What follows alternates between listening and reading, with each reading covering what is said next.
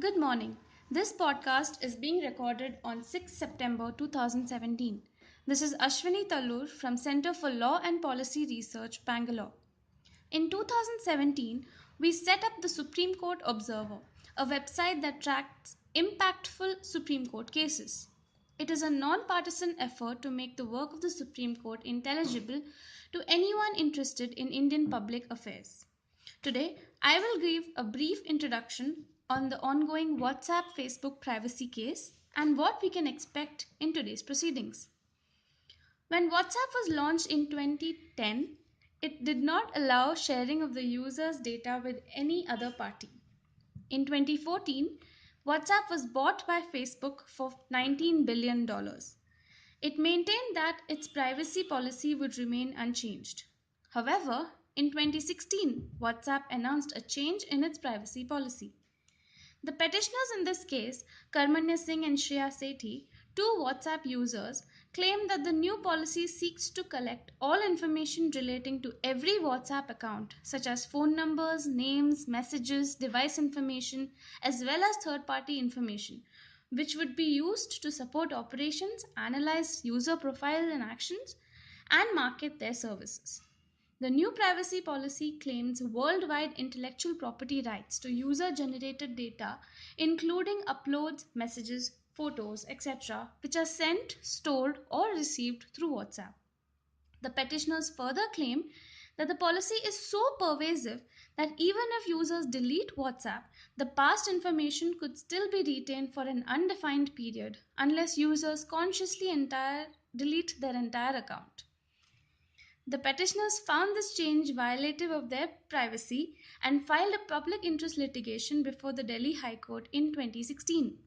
On 23rd September 2016, the Delhi High Court rejected the petition but directed WhatsApp to delete the data collected until 25th September from its servers. However, information exchanged on WhatsApp after 25th September was allowed to be shared under the new policy. It also directed the Union of India and regulatory authorities such as the Telecom Regulatory Authority of India to consider bringing applications such as WhatsApp under a regulatory framework. The petitioners were not satisfied with the relief given by the Delhi High Court and have filed this special leave petition in the Supreme Court. The petition broadly seeks a solution to the issue of online privacy and asks for the state to intervene. India currently has no specific law dealing with user data privacy. The questions to be answered in this case are: does WhatsApp's privacy policy violate the right to privacy of its users? Is not providing an option to the user of not sharing data with Facebook contrary to law? And is the manner in which WhatsApp has obtained the consent of its users deceitful? The petitioners are represented by Mr. Harish Salve. Four counsels are appearing for the respondent. Mr. Arvind Datar is appearing for Facebook.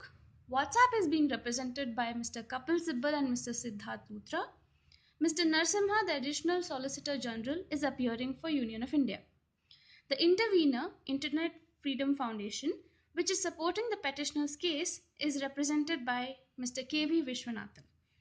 The bench is headed by Chief Justice Deepak Mishra, who is a part of the 9 judge bench that held the right to privacy as a fundamental right and includes Justice Sikri, Justice Amitabh Roy, Justice Khanvilkar, and Justice Shantan Gowder.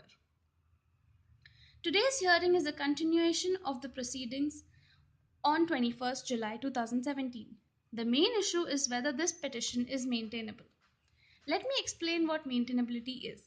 Whenever a case is presented before the court, the preliminary question is whether it fulfills certain conditions for it to be entertained by the court. In pleading the right parties, seeking specific reliefs, whether the court can actually grant these reliefs are some of these conditions. Mr. Harish Salve has argued that it is maintainable as relief is being sought against the state. The state is being asked to regulate data sharing and enact legislation to protect privacy rights. He has stressed the need for regulation for large companies such as WhatsApp. Unregulated access to user data, he says, would allow the use of metadata with abandon, compromising safety. WhatsApp argues that no one can read messages being shared by its users. Mr. Datar and Mr. Sibyl have argued that other applications must also be made by party before ordering the setting up of a regulatory framework. They have cautioned that not including other companies would open up a Pandora's box. They also claim that it is difficult to function in an ambiguous atmosphere while a regulatory regime is being shaped. Mr. Narasimha has affirmed that the government is ready to implement a workable regulatory regime.